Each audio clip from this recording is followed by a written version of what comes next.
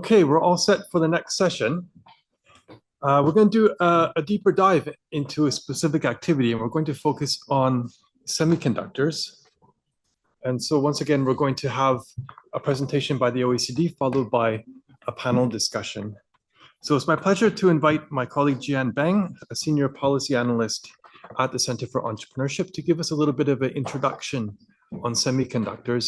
What are the issues in this sector, and how do they relate to SMEs, entrepreneurs, and women entrepreneurs? So thank you for joining us, Jian. Over to you. Thank you, David. Good afternoon, everyone. Very nice to meet all of you in the afternoons. It's a long day for some of us. Yeah, and then I'm glad that because it's the last session and also because it's going to be a very interesting session. My name is Jian Bang, as David just introduced me. So one of my projects that I'm working on is related to manufacturing industry, which also cover semiconductor as a thematic chapter. So that's why I had this honor to be here to give you the introductory session for the semiconductor industry as a whole. So I'm going to cover the overview of the industry with the current trends and current policy approaches.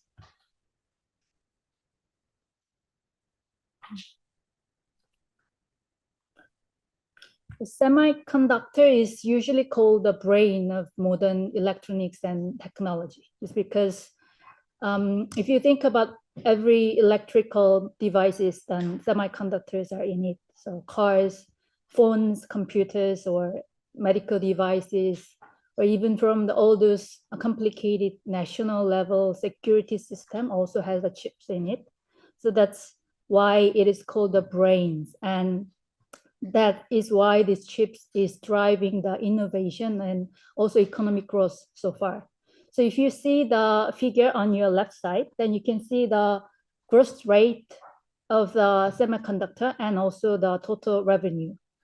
So for the growth rate, you can see it can vary by year, but if you calculate the compound annual growth rate for over the 30 years, over the past 30 years, then we can calculate it as over 10%.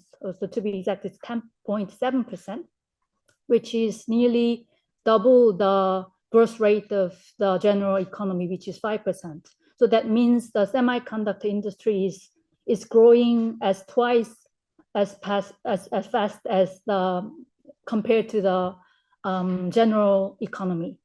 And if you see the total revenue, then you can see since its invention, it has been showing the upward trending, although there are some dip in some when the crisis happened, but it is generally upward trending. And especially for the recent year with this AI technology advancements, it's rapidly grow. So it is expected to reach near to the 1 trillion by 2030, which is nearly double the amount compared to the current level. So it's going to be growing very rapidly. So this shows the growth of this sector. And if you see the right side, then that shows the importance of this sector. So that shows the share of semiconductor value added in the final demand. And as you can see, it's not in the only ICT sector, it's across the whole sector. You can see the value added the semiconductor has, and it's very sizable. And if you compare with this red dot, that means the value added by primary energy like oil. And you can compare this too. And that's why we nowadays call semiconductor as a new oil, because it is very versatile. It can be used across the sector. Very strategic asset, very important. And also the supply of semiconductor is very limited in certain area. With this growth and with this importance, there is also this global trends that is reshaping the landscape of the industry. We say that there is a digitalization and sustainability issue, and also this external shocks that is really changing the landscape of manufacturing industry, and semiconductor industry is now no exception. It is also affected by all those trends. So for the digitalization, that is really increasing the demand of chips, and it is actually expanding the market itself. And it means the even increasing importance of this sector. And for sustainability issue, then there is a requirement for energy efficient chip and also energy efficient way of production. So that is a new trend for the semiconductor industry. And for this economic shock and externality is something that really play a bigger role in this sector, because all those geopolitical tension or this COVID-19 and also those regional conflict as well, all of these things are really pressing this external force on this industry, because it is changing and it is really reconfiguring the supply chain of semiconductor industry. As you can see on the right side, that is the semiconductor industry ecosystem. And as you can see, the supply chain is very fragmented, but yet it's still very interconnected, very highly interconnected. And each country and each firms, both small and large corporations, are playing a very specific role within this ecosystem. So for this semiconductor material, some Japanese companies are specialized in the material, and some European companies are also have competency in semiconductor equipment industry, while most of advanced chips are designed in the US, while it is manufactured in the East Asia, usually in Taiwan and Korea. And it is assembled and inspected and also packaged mostly in China. So these are the supply chain of the semiconductor, and why we say it's a global value chain. And the thing is, this economic shocks and externality are really changing this whole trend, and that means there is a huge change in this industry. Because it is very important, as we saw in the beginning, and because there is this trend is happening, that's why there are major countries came up with all those national level industrial policy. So as we already all heard of this CHIPS Act by the US and also the EU, so that is a really large scale national level industrial policy that's aiming to have domestic supply chain within this sector.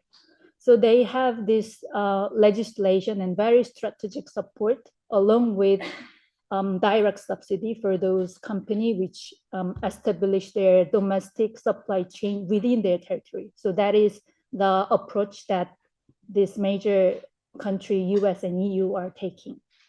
And Japan also, they also are aiming to have domestic supply chain, but they focus a little on the local supplier as well. So for their famous project, the Kumamoto project with TSMC, the Taiwanese SME company, and they are expecting to have the cluster which has the 60% of their supply chain will be filled with the local supplier. So that is how they want to focus on this local regional community, as well as the national level priority for the semiconductor industry. And for Korea, for some reason, it's because they also have their domestic facility already. So they focus more on SMEs or startup targeted support. So they already have this facility for memory chips, but there are many different types of chips in the semiconductor. And for the logic chips, they focus on this fab-based design startups, and they came up with all those full package support to foster this industry within their territory as well. So these are some of the major policies that is implemented by the major player.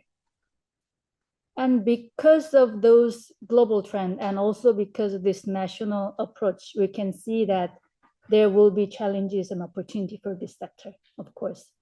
So although there are some challenges, and it's mostly because the semiconductor industry is by nature is very capital intensive industry that require a huge investment and also resources. So that can be the challenge for new player. And because the supply chain is now being disrupted, so that this uncertainty and inefficiency can be also a challenge for the companies.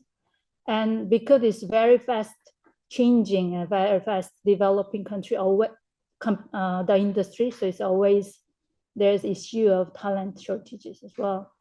But there are clear opportunity, of course, because the trends are changing and because this national level large scale support, so that there are opportunities. And for new players like SMEs or maybe women as well, for new players, they can have opportunity only when the market is being disrupted, because the market is already settled. And if there is no change, then actually there is no opportunity as well. But since it is being disrupted and because it is changing, so that there is opportunity, and that can be the good chance for both SME and also women to enter into this industry. So to be honest with you, so far, until David reached out to me for this session, I haven't really thought of the relation between women and semiconductor industry, because this gender issue, which is somewhat I haven't really thought about it in depth. But we say that semiconductor industry can be a good opportunity for SMEs because of this reason. So I think the same logic can apply to women as well, because they are somewhat share the similar characteristic, which is maybe the minor and also need some kind of support, and because they are underrepresented. So these are the questions that we have prepared for the discussion today. There will be some unique contribution that women can make with this digitalization AI in this semiconductor industry. And there will be some specific challenges that for the women-led businesses that would face in this supply chain issue. And there will be also a large player, so how they can large player go further in diversifying their supply chains, and to what extent do they still need to be convinced, and what role can government play. And finally, how can successful initiative and programs achieve a greater impact? So these are the questions that we prepared, and I hope that we can have very fruitful discussion today. Thank you. Thank you, Jian. We're going to move right into the panel now. And so it's a pleasure to introduce the moderator for this session, Mr. Cesar Rilo, who is a senior researcher at Static in Luxembourg. And he's also part of the delegation from Luxembourg to the Committee on SMEs and Entrepreneurship. So I will pass it over to you. Thank you.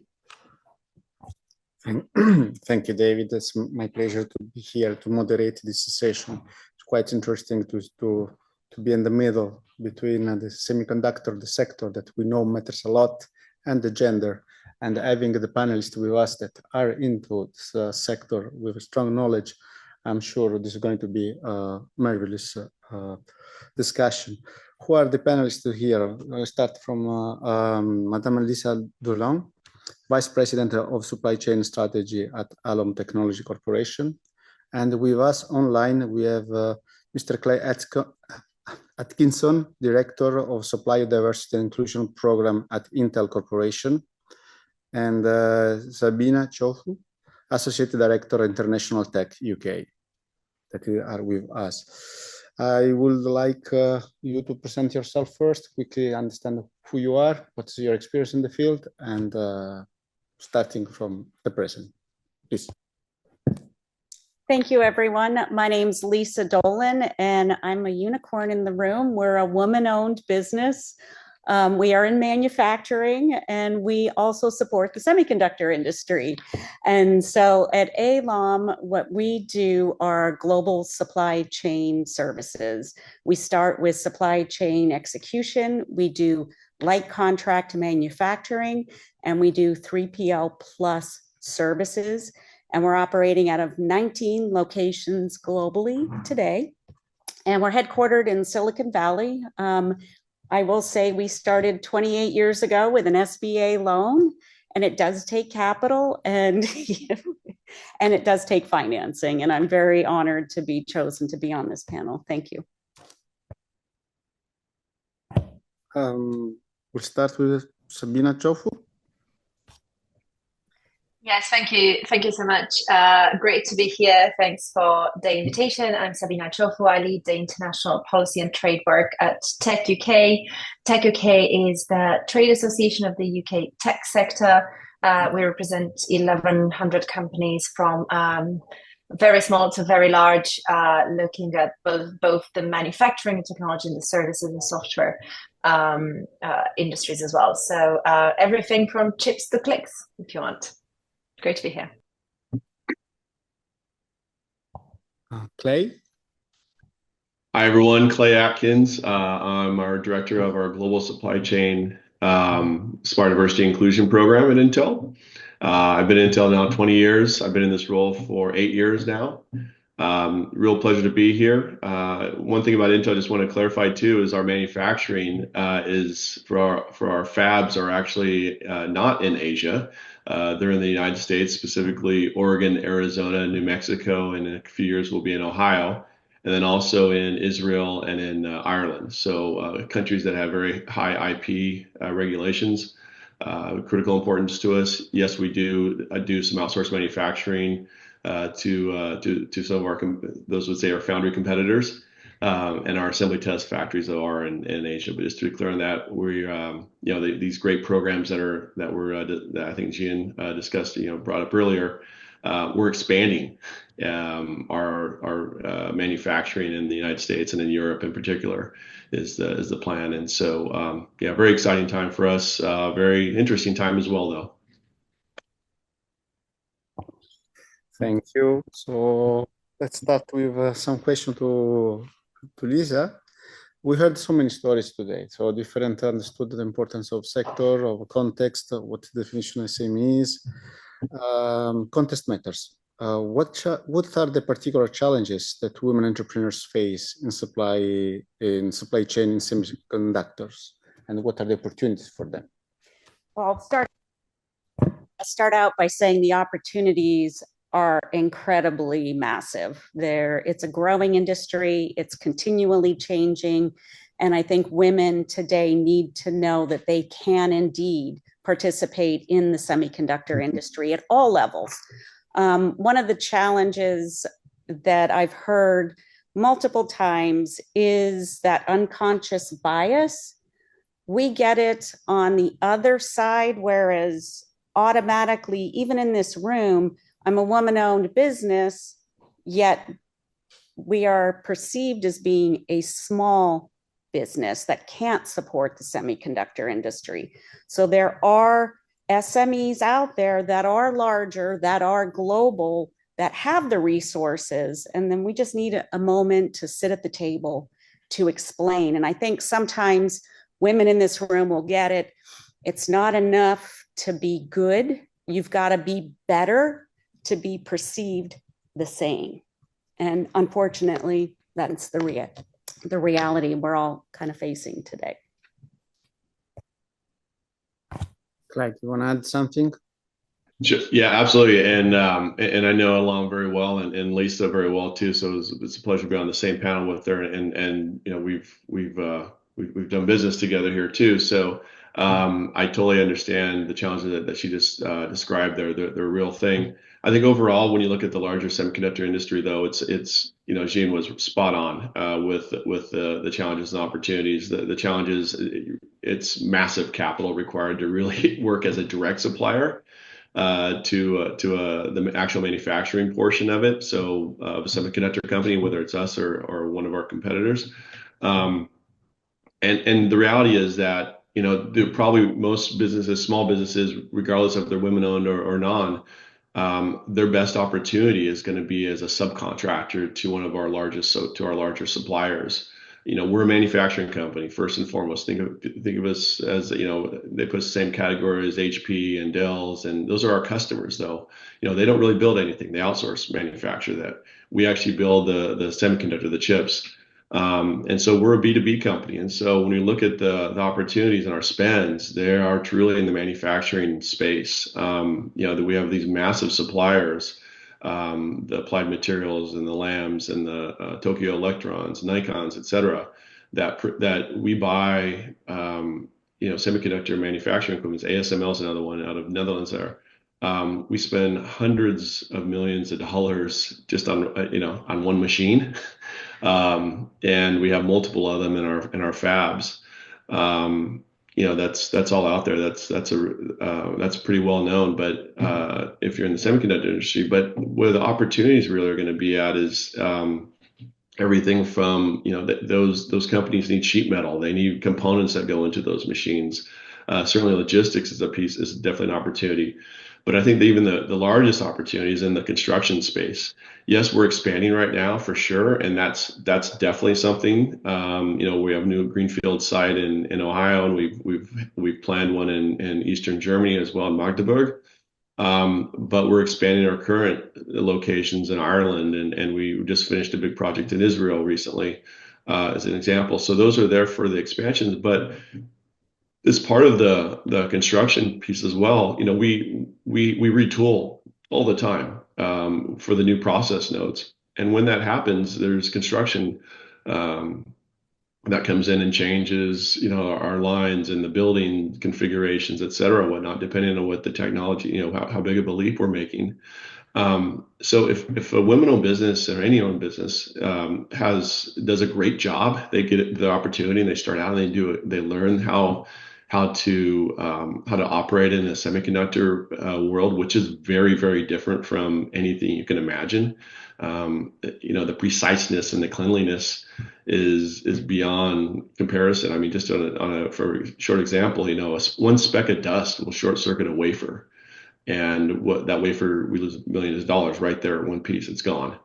And so it's very significant from the details required in this manufacturing process.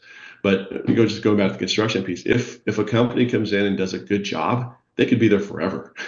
Manufacturing in general, and for sure semiconductor manufacturing, we really desire consistency, and also takes a fair bit of investment into the supplier so that they can be successful on site, with the work that they're doing in our factories. Sabina, the floor is yours. Thank you. And maybe kind of switch a bit the focus from what Clay was just talking about, and kind of talk a bit, because obviously the UK, we don't really manufacture a lot of things in the UK. We are very much a services economy. And the strength of the UK semiconductor sector is actually in IP design, in research and development. So it's in those other bits of the supply chain, if you want, which obviously is super important in the global supply chain.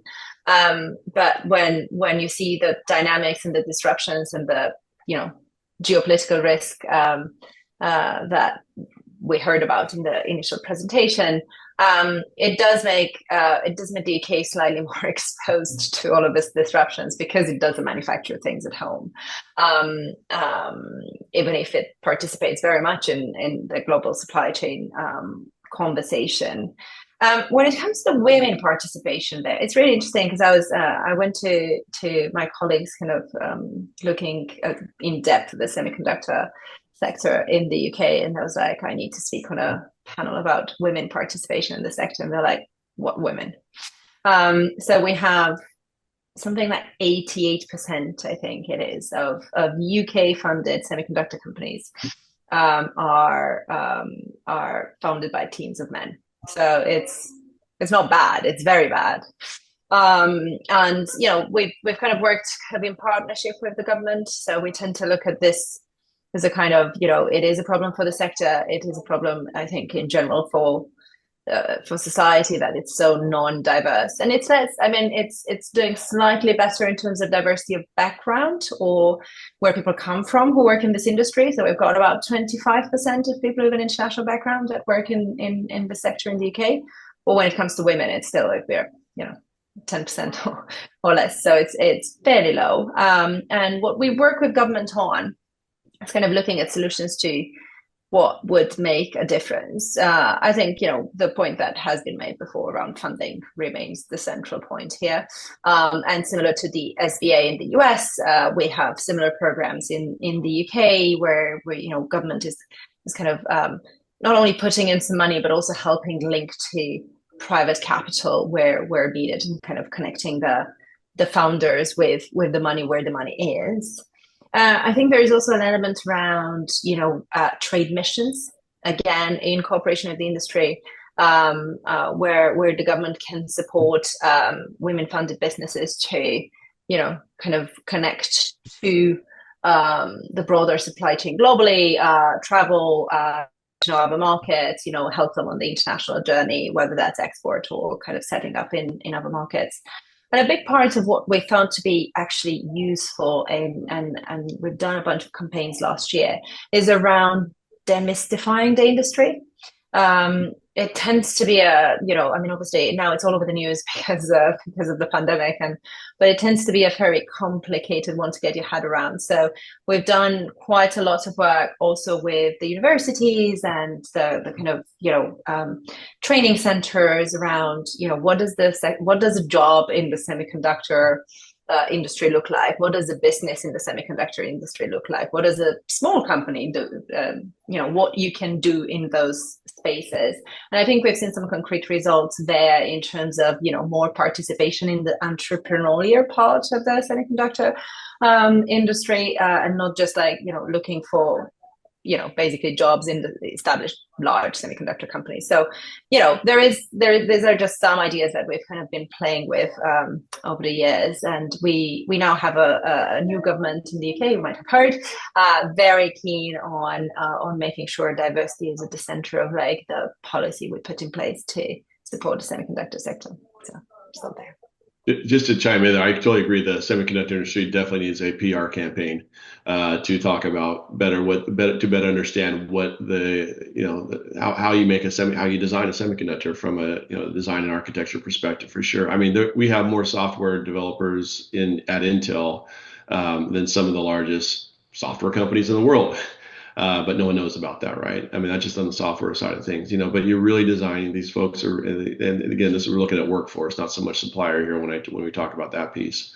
But you're designing a piece of hardware, essentially. Yes, it's an electronics piece, but it has all kinds of components and the circuits and whatnot, highly specialized, and so it's not something that's really transferable easily across multiple different sectors. Whereas maybe a software developer might specialize in a type of language, developer language, per se. But having said that, there are plenty of companies out there who design and architect, chips, semiconductors, and they outsource it. Smaller ones, outsource. So there's that ecosystem is out there for sure. But again, it definitely needs some. It's not really sexy for most people. Let's put it that way. So. Continuing on this line, we see there's a lot of discussion, a lot of attempts in order to improve the current situation. I would like to ask to Clay what are the main initiatives that Intel is running in order to increase diversity, gender diversity, and how they're doing and how they're working. Well, so there's two pieces of this. One is, I don't want to, this is on supplier side of things, right? This panel. So I don't want to go too much into the workforce side of things, because there's significant effort going on internally from a workforce diversity perspective and inclusion perspective. I mean, everything from the women's side of from technical females. It's one of the groups that we want to really grow and maintain and retain. A lot of effort goes into retaining really great talent that's already there. Just this last couple of years, simple things that you would think would be a no-brainer, like childcare. Very affordable on-site childcare. We know that we lose technical females because of that, not available. But that's just one piece of it, though. Certainly, our recruiting teams target. The technical females, that are coming out of college, and we definitely try to hire to the market there. So if you look at the supplier side, though, Intel is a very committed supplier diversity inclusion program, and that we kicked it off in early 2015 when our CEO made a public commitment of $1 billion in spending with diverse-owned companies. How this includes minority-owned companies, LGBTQ plus, people with disabilities, and in the United States, U.S. veterans. So made that commitment, right at the top for $1 billion in spends. And this is against only 149 million in 2014. Those spends against all diverse. So we actually achieved that goal in 2019, a full year early. We reset that goal of $2 billion to have that done in 10 years later by 2030, and we actually achieved it a full 8 years early in 2022 when we reached 2.2 billion in spends with diverse-owned companies, which was remarkable, especially considering what was going on at that time. And specifically last year, we had 1.6 billion, and out of that, 547 million of it was with women-owned businesses globally. So very happy and proud about that from an Intel perspective. And unfortunately, and that 2 billion or 1.6 is last year. However, it only represents 3% of our total available spend year over year, right? And that's been fairly consistent throughout the last 4 or 5 years. Having said that, success, 2 keys to success I share with everyone. The first thing is a visible executive sponsorship and leadership. And that's internally I'm talking about, and yes, externally. And we talked about I mentioned our CEO made a public commitment. That puts significant tension on the company and on our supply chain organization to reach those targets. And we report it publicly. We're very transparent about it every year in our corporate social responsibility report that comes out in May. We talk about things that went well, and quite honestly, we've got some areas that haven't gone so well that we were honest about. So I'm proud that we have that transparency out there. But that executive sponsorship is critical, and that's what's really needed at any corporation for this type of work. So much so that our leadership out there is that this is the 3rd year in a row now where everyone at Intel gets paid if Intel, as part of our annual bonus, is if we reach our supplier diversity spend goals. Now, is it 100%? No, but it's definitely a percentage, and it's a target, and it's visible, and it's out there again. And we're talking about visibility internally to say, hey, this is important to us to have an inclusive supply chain. So that's I don't know any company in the world, regardless of the sector, that actually has that for all employees. Many have it for the supply chain or the procurement teams, but not for all employees. And then the second thing, after that visible leadership, is we have a network of supplier diversity champions internally, which are across all of our commodity areas, and also in all the countries where we have significant spends in. So there's over 35 of them right now, and those folks, I have a very small team. There's only 3 of us, and just with some headcount reduction, there's only 2 of us at the moment. We would never know all the opportunities that are out there to compete for contracts that we bring in, and we do have a policy to include at least 1 diverse-owned suppliers in every RFQ for us. Does that always happen? No, but does it happen most of the time? Yes. Now, we also recognize that, again, the majority of our spending is, as we've talked about already, with factory equipment or fab equipment and whatnot. There's no opportunities except for a handful of companies in the world, right? And I can literally count on 1 or 2 hands who those companies are. And so that's okay. But what we do instead, though, is we incentivize those big non-diverse companies, in fact, all of our non-diverse companies, to join us in having a more inclusive supply chain. And we've done this since 2017. And that's been one of our keys to growth with our spending numbers. We do report tier 2 or the subcontractor spend as well. But we incentivize these non-diverse companies with things like scorecard points, supplier scorecard points, which at Intel is a pretty big deal for them. We have 1 point for them reporting any amount of diverse direct spending. That goes for women-owned spending as well for an Intel contract. And then we also have incentivized them for having their own program and having a public website and having an executive statement on the website with a goal for them as well. So when we started again back in 2015 in the semiconductor industry, when we started our supplier diversity program, it was a foreign topic to everyone. No one knew what supplier diversity was, but we kicked that off and and started talking to our largest suppliers and said, hey, we want you to join us here.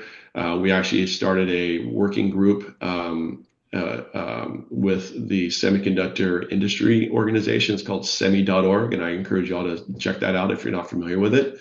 Intel, and we grabbed 3 of our big suppliers and said, we want you to join us in starting this thing up. It's now over 70 companies. And that is a great place to start to learn about the semiconductor industry and how you get in. And Lisa, I'm sure, could tell you about that. She's one of our more active members, Elam is. You've got to do the work, as a business owner, you do that with anyway, but this is a great place if you want to meet corporations, not only Intel's, but our subcontractor or contractors and subcontractors as well are all there. And again, it's an opportunity to learn and grow. And again, something this is only the 5th year that's been around. I have over 70 participants in there. Semi's been a great partner there. They give a free 1-year free membership to any diverse-owned company, including a woman-owned company who wants to join there. So that's one of the things that we talk about, all kinds of initiatives that we've been doing. We're trying to hit every place internally, as well as with our supply chain, suppliers and whatnot as well. Okay, thank you. For interest of time, I would like to hear now the experience of Sabina and what is Tech UK is doing to open up opportunities for women entrepreneurs in this field. It's the elephant in the room. We kind of think of the issue in like 3 or 4 different steps, if you want. One is the biggest problem for us is like we don't really have the pipeline coming out of schools.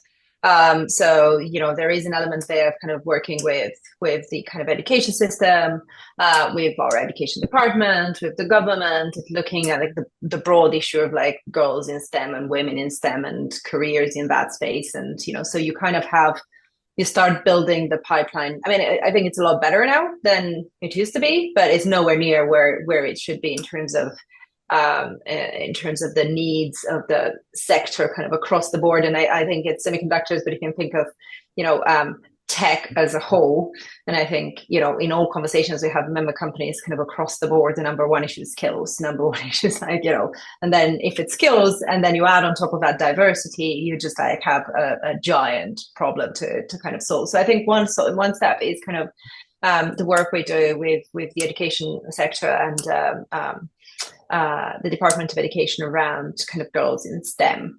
The other part of it is kind of once they come out of some kind of university or technical school, we have a company called Tech Skills that's actually under Tech UK. And we work with industry to kind of provide apprenticeships and kind of training for the kinds of jobs that industry actually requires, because we tend to see that gap, right, in terms of what the traditional education system provides versus what the industry needs at the end of it. And there's a gap of like, what are the skills you actually need to go and be able to have a successful career, ever get a job, start your business, whatever it is. So we provide that kind of apprenticeship, that bridge in between what the traditional education system can provide and what the industry needs and the entrepreneurship world needs are, so you can actually go and start your own business or go and get a job in the sector. And then the broader issue there is that you can only do this much kind of if you're the UK, we're not a large market. You can only do this much at home. So there is also an element around, how do you design your migration policy? How do you work with the Home Office? How do you design your visa system? How do you ensure that it's fairly easy for like highly qualified people from across the world to come to the UK, to start a business in the UK, to fund easily an idea and so on. So it's kind of a complex one to look at, but and it's a lot of stakeholders involved. But we tend to work with all of them to try to plug in the gaps where we see them. And also, last but not least, is a bit of work we're doing currently with the UK government around an analysis of the skills gap. So, with the industry that obviously can tell us what's missing in the market, And then with the government, the education department, and so on, how do we kind of start to plug in some of those gaps that the industry and the tech world is noticing in the market? So yeah, I'll stop there. And unfortunately, I need to jump off because I have a train to catch. But thank you for the opportunity, and it's great to meet you all. Thank you. We continue now, and we give the floor to Lisa. We heard the initiatives from the company side, for the association. Which kind of other activities, which other capacity building initiatives can be put in place in order to increase participation of women entrepreneurship in this sector?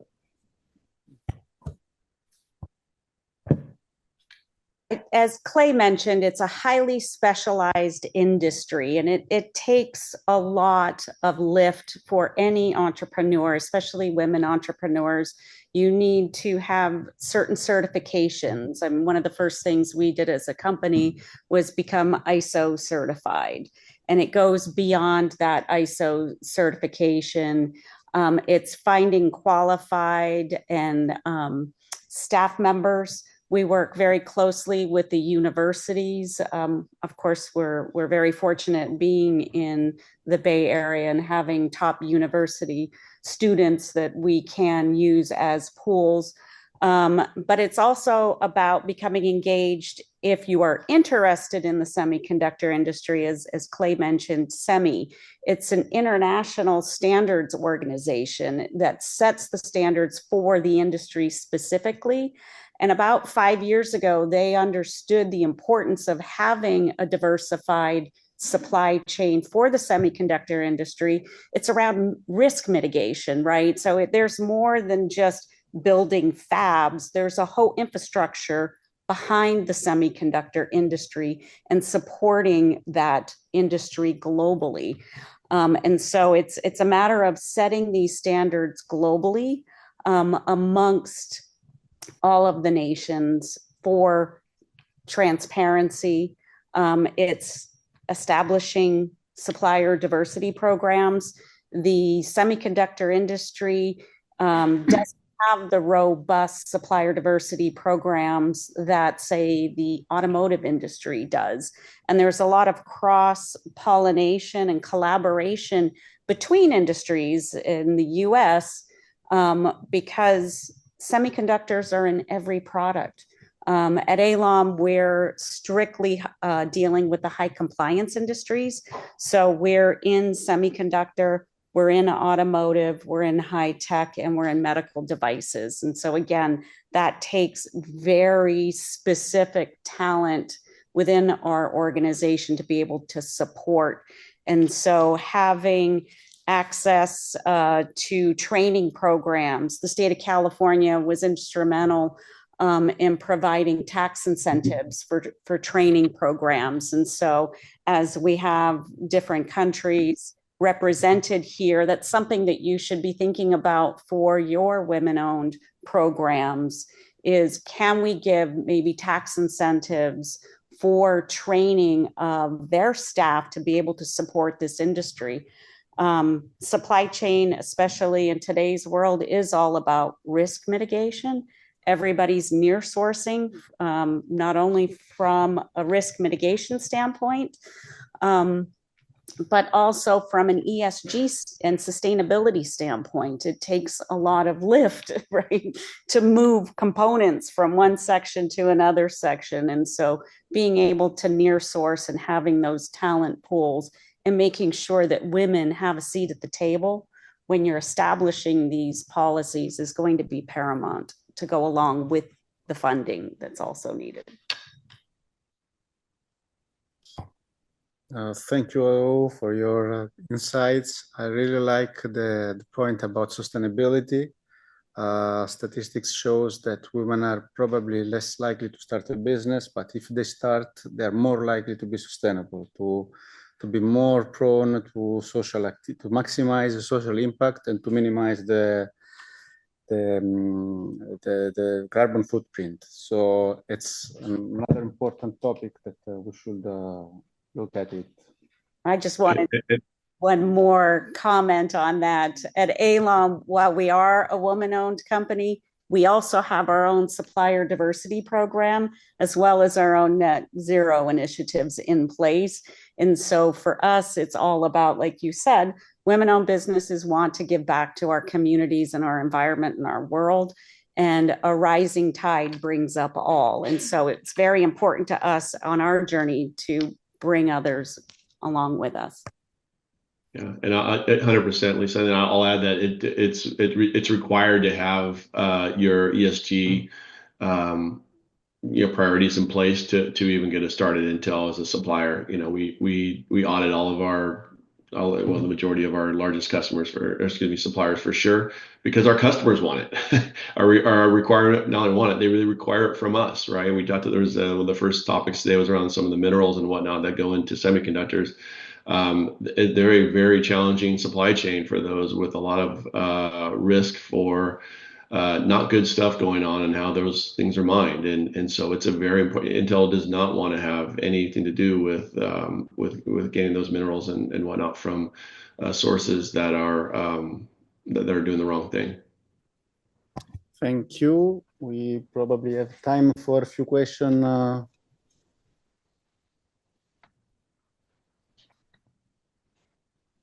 Something from online?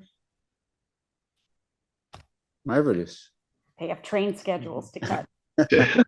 I just want to say one thing too, because the previous speakers, We Connect International was one of the speakers there, and we're a very close partner with We Connect International, and they do great work. And I think not only them but other NGOs, and I like to learn, some of these other groups are that I'm not familiar with. I heard today, but not only Intel but other corporations are there. We're members of We Connect International, and in the United States, We Bank for the women-owned businesses in the U.S. And we're active, and we sit on the boards of these organizations, and that's where we get connected to women-owned businesses, and that's where we actually do a lot of our. We don't have enough resources internally for my team to do development work internally, but we work through those NGOs to. I'll bring in an expert in AI. I'll bring in an expert in one of our VPs of supply chain to come in and talk to do a session of type of thing. How to compete for an RFQ at Intel. We've done that before with We Connect a number of years ago. That's where the connections really are made. And I think like anything in life, it's making connections and relationships and how to get business. And the more that we can build those sort of networks and areas to collaborate and to meet, the better opportunities there are going to be for women entrepreneurs and in whether it's semiconductor or any type of manufacturing world, for sure. So I just really, from a support perspective, I know We Connect is solid, has good connections, but I encourage the governments to continue to invest and to work with partner with them, and not only them, but some of the other ones that I heard today. So they know what these women entrepreneurs need, and we want to. Intel tries to support them as best we can, and I mean that's how we met Lisa and Alom many years ago as well through the US one and WeBank. So that's how it starts, and it's all about relationships. Thank you. We have a question from. Thank you. I actually don't have a specific question. I just want to make a very quick comment.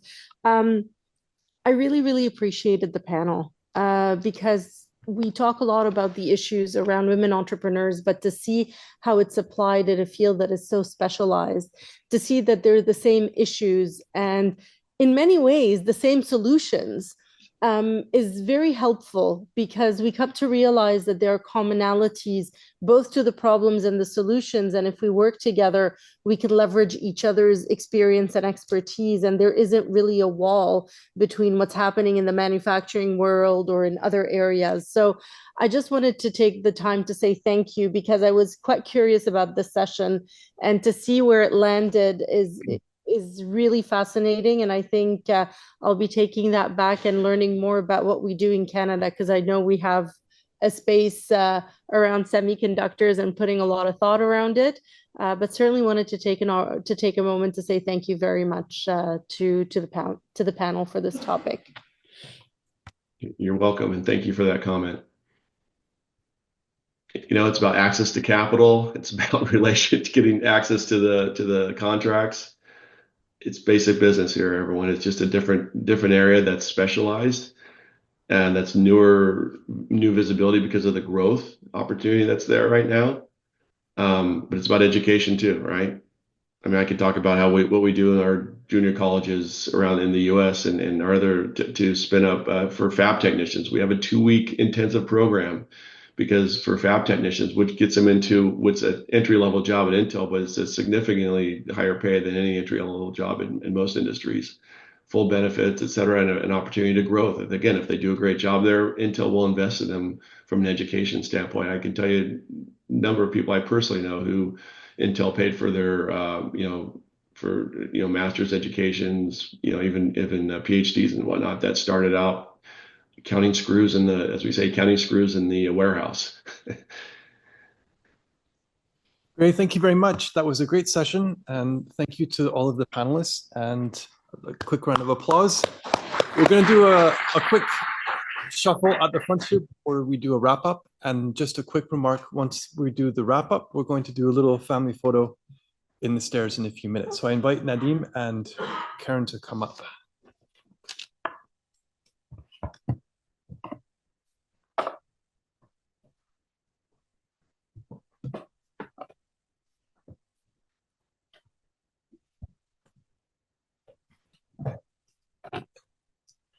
So as we've noted, this has been a fantastic event that we've been very proud to put on, and we'd like to thank the United States for their cooperation. So it's a real pleasure to have Karen Enstrom here, who's the Chargé d'Affaires today at the US mission. So Karen, thanks for joining us, and over to you.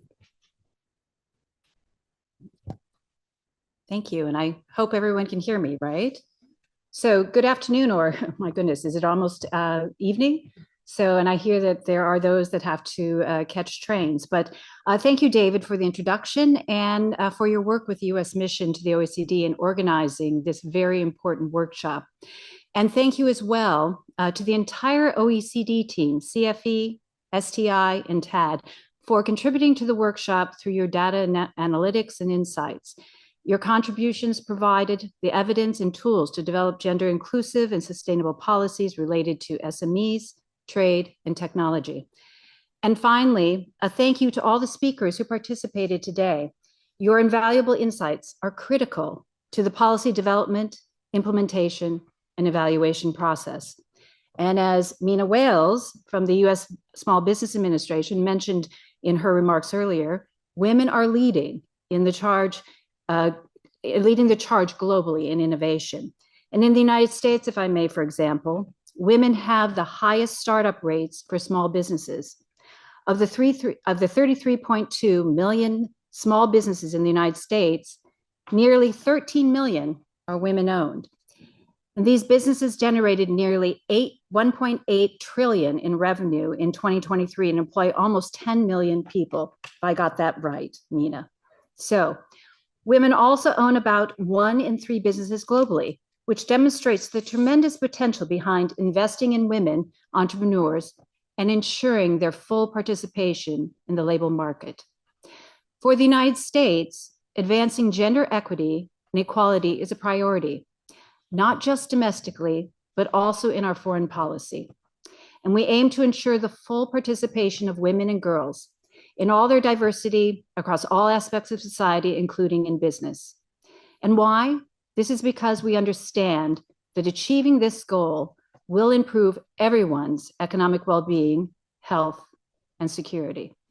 And if I may share a few more examples, in 2022, the US White House Gender Policy Council launched its national strategy on gender equity and equality, which outlines the United States' global efforts to advance women's economic security and participation in STEM fields.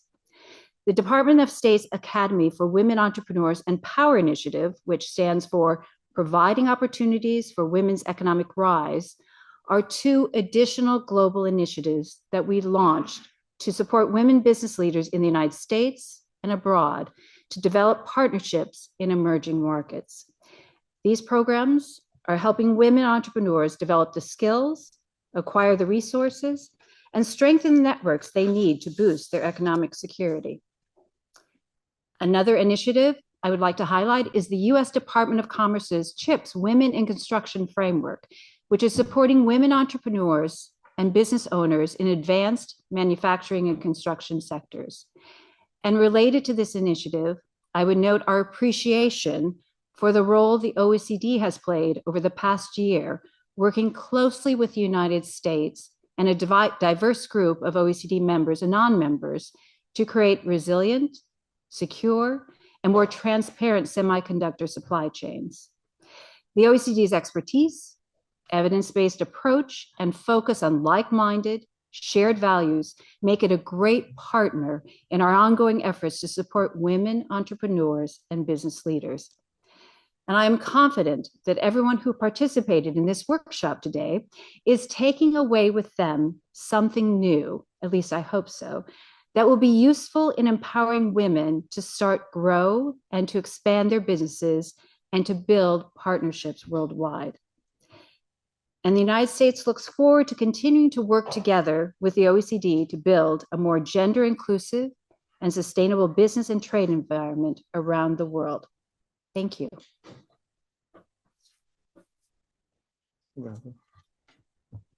Thank you, Karen. It's my pleasure to give the last word to Nadim Ahmad, Deputy Director of the OECD Center for Entrepreneurship. Thanks, David, and thanks also, Karen, for making my job a hell of a lot easier, because that was a fantastic, I think, final few words.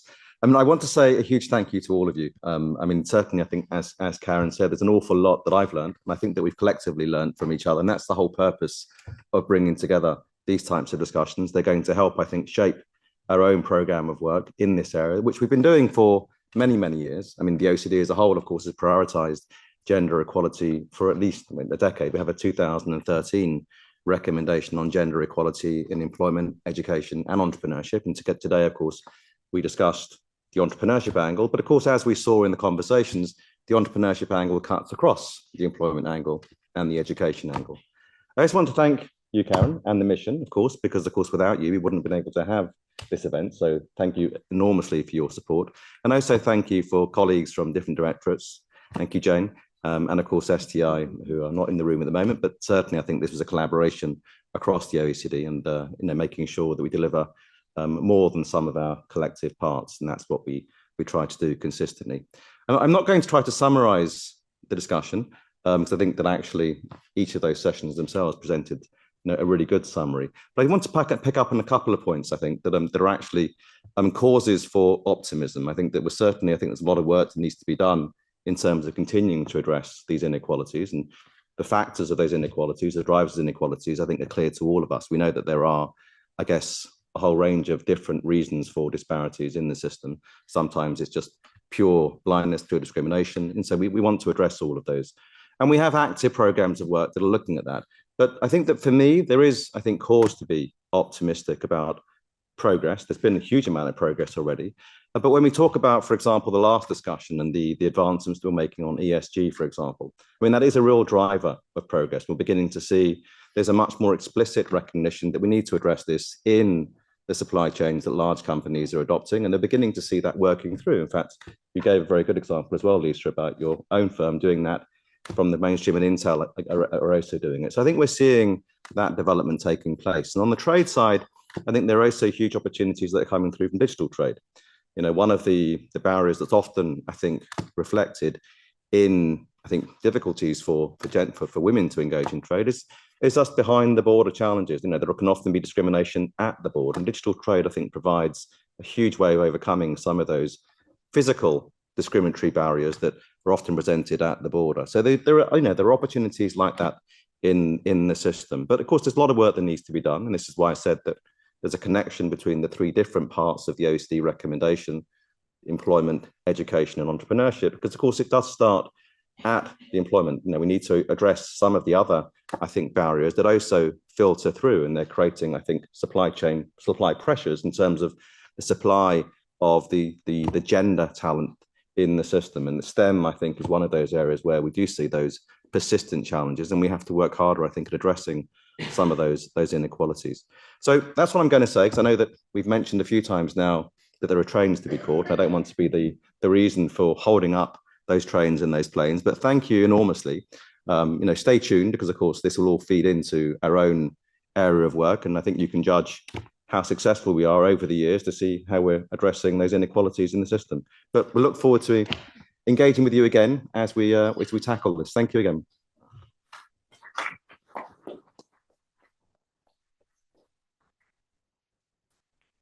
So just a quick reminder, thanks to everyone online. For those of you in the room, we'd like to do a quick family photo on the stairs to help remember this event. So please make your way over there so that we can ensure people make their trains and planes